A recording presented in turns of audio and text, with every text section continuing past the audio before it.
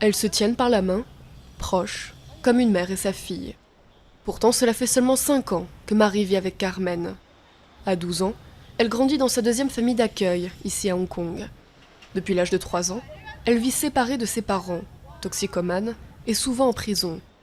Aujourd'hui, leur relation reste difficile.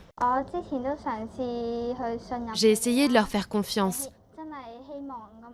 J'espérais que mon père et ma mère pourraient rester avec moi, que je pourrais vivre avec eux. Mais je ne les crois plus aujourd'hui.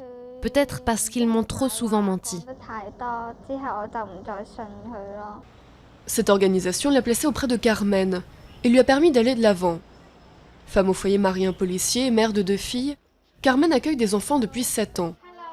Elle se souvient d'une fillette très différente quand Marie est arrivée pour la première fois. Elle avait peur, elle ne disait rien. Elle restait juste assise, sans sourire.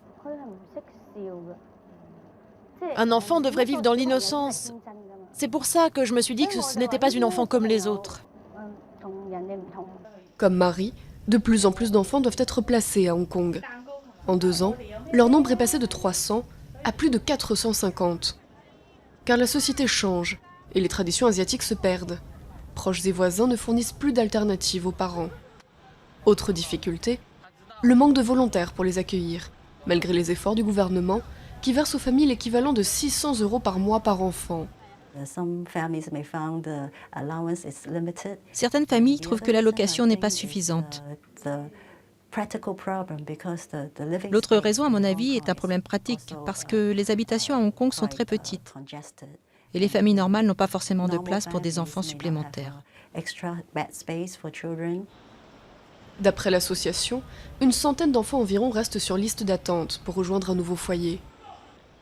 Marie, elle, a adopté sa seconde famille et espère y rester le plus longtemps possible.